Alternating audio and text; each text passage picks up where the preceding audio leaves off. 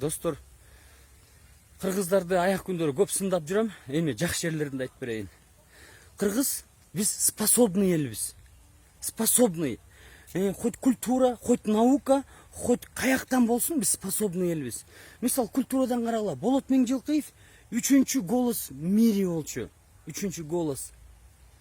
Золотой голос. Бул Болот Меңжилкиевдин астында Басков, Масков эч кимси турбайт. Баары эме болуп калат, чыпык болуп калат. Мисал Бүбүсара Бешеналиеваны карагыла. Чингиз Айтматовду карагыла кандай жазды. Как будто поколение менен жазып жүргөнсү, поколение менен спортсмен болуп жүргөнсү. Бат эле чыгабыз бизчи. Бат эле чыгабыз. Мисалы Каныбек Осмоналиевди карагыла, Сатынкул Жуманазаровду карагыла. Өмүр бою чуркап жүргөнсү эле Олимпиаданы утушканда. Мына кыргыздар биз деген туура эмес эми алып алат экенбиз дагы. Целди туура эмес алып алат экенбиз, ошо менен жүрө берет экенбиз. Баарын коюп манас айт биздики. Тоюң той кылансын, тапканың тойго кетсин, ора тартканың той болсун, кезиккенибиз эле той болсун. Ушул той деп жүрүп өтүп кетели деп жүрүп өтүп кеткен тасыңар баарыңар. Силер той деп жүргөнчө мен 50 мамлекет кыдырып келдим, тоюңар той кыланып жүргөнчө. Ошол эле акча кетти. Мен андай эле кат таппайм акча. Ошол эле акча кетти, но мен канча мамлекет кыдырып, канча китеп окудум. Достор, андай кылбашыбыз керек. Андай кылбашыбыз керек. Тиг учуп келиптир, бул учуп келиптир деген токтотуш керек. Мисалы могу кыргыздын тарыхын карагылачы.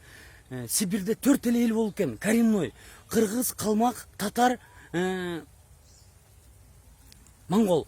Татар менен монгол биригип бүт барын басты, бүт дүйнө жүзүн басты, дүйнө жүзүн. Биягы Европага чейин Золотой Орданы койду, океңдерди 300 жыл башкарышты. Татар менен монголдор.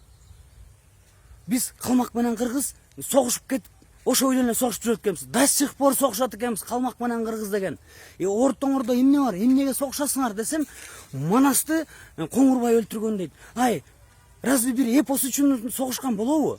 Ал Манас деген тарыхта болгон эмес. Болгон эмес. Тарыхчылардан Любойнан сурагыла, болгон эмес.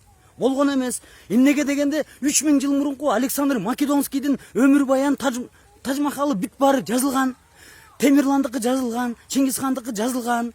Атиланыкы жазылган, Халид ибн Валид деген полководец болду эле 36 мамлекет алган арабтардын. Аныкы жазылган поминутно. Биздики эчтеке жазылган эмес. Биздин кыргыздын китептерин окусаң, эч кандай дата, место, время жок. Дата, время, местодан чыгат бүт баары. Мен көп китеп окудум кыргыздын. Дата, время, место жок. Кайсы өрөндө болгонун, эмне болгонун бүт эле ушактар. Анан достор, мына мен как блогер эле катары айтайын. Мен как жаран катары айтайын, как юрист, как прокурор катары айтайын. Бүт баары чатак. Мисалы, мени айтып, эгерде жакпаса Өзбекстанга көчүп кет дейт. Эмнеге көчөм мен? Ошо кыргыз эл жаккан үчүн биякта жашайм мен. Көчүп кетсем, давно көчүп кетет элем. Анан Өзбекстанды карагылачы. Алишер Усманов деген мына жакында эле элине 50 миллион доллар подарок кылып койду. Зекет берип койду, 50 миллион доллар. Тайванчик деген бар. Тактахунов деген. Ал канча акча берет Өзбекстанга? Өзбекстанда 6 миллиардер бар. 6 миллиардер постоянно жардам берет экен. А бизде кандай? Урууларыбыз мына барып туруп бирөө остров сатып алды.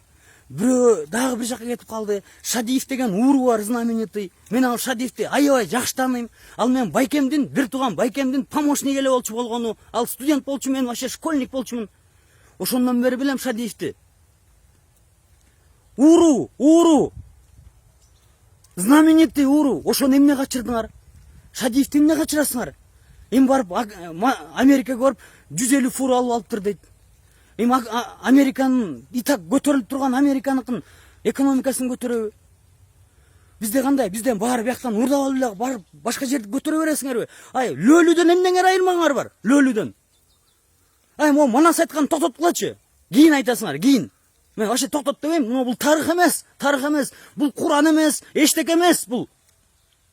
Эчтеке эмес. Бир жомок болгону, жомок. Ошону угуп алып эле, ошону эметип алып эле, жарымы калып дейт. Могу Чубак ажылар дагы айтайын. Эмне чындыкты айтпайсыңар, Чубак ажы? Эмнеге бүт баарын эле минтип жүрө бересиңерби могу? Тигин тамагын ичип, бун тамагын ичип эле. Элди көтөрбөйсүңөрбү? Элдин аң сезимин көтөрбөйсүңөрбү? 10 жыл мурун карасам деле Чубак ажыга шыпыргыны кандай коюш керек деп суроо берип эле. Дагы сайсам деле шыпыргыны кандай коесуз деп суроо берип. При чем тут шыпыргы? Ушу деңгээлиңер ушубу силердин? Жаман көрсөңөр жаман көргүлө. Кыргызды оказывается алдаш керек экен. Сатыш керек экен. Ушакташ керек экен, чабыш керек экен. Ошондо кыргыз жагат экен бири-бирине. А кыргызга деген мындай эмени айтса, чындыкты айтса, чычалап, Өзбекстанга көчүп кет, анан Манаска тийбей, анан буга тийбей деп отура берле ошентип. Отура берле. Манас деген күч бербейт, дем бербейт бул деген. Эч жерде тааныбайт Манасты. Койгулачы, ушу таң алдым. Болсо болгондур. Ал өлгөн давно. Анын арбагы да колдобойт, эчтекеси колдобойт. Достор, мындай эмеге келгиле, мына эмоционально айтам. Өзүм көлдө эс алып жүрөм болгончу. Анан тиг учуп келиптир, бул учуп келиптир, анан тим эле Иисус Христостой деле тососуңарбы баарын. Жамандасаңар тим эле укмуш жамандайсыңар. Анан эч ким оңдобойт, бир да саясатчы оңдобойт. Түшүндүм. Мен как прокурор, как следователь по особо важным делам деп коет бизди. Ошондой түшүндүм мен. Бул болбой калды, кыргыз эл болбой калды. Бириккиле. Бир да падыша оңдобойт экен, бир дагы премьер оңдобойт. Мына жөн эле жүрүшөт, баары жүрүшөт жөн эле. Анан мага келип алыптыр бир десяткадан бирөө. Сага дейт, ушун жөн жүрбөсөң дейт, наша салып же да наркотик салып же бирдеме салып сен бирдеме кылабыз дейт. Билгениңерди кылла. Ошентип милициялар жүрө берле, 8000 сомдон алып, как будто $8000 алгандай согушат экенсиңер. Конечно, согуш керек, согуш жерден. Но эмени көтөр дебейсиңерби, милициялар? Ушунча согушканга жараша эмени көтөр дебейсиңерби, зарплатты? В общем, Дооронбек Садырбаев туура айтыптыр. Бок сүйкөлгөн эмес, бок шып алган эл экенбиз. Бокту төп салыптыр бизге баарын. Ошон үчүн достор, силер эме кылбагыла. Мындай жөн эле мындай кыйын боло бербегиле. Жөн эле кыйын болсоңор конкретно келгиле. Анан сүйлөшөбүз.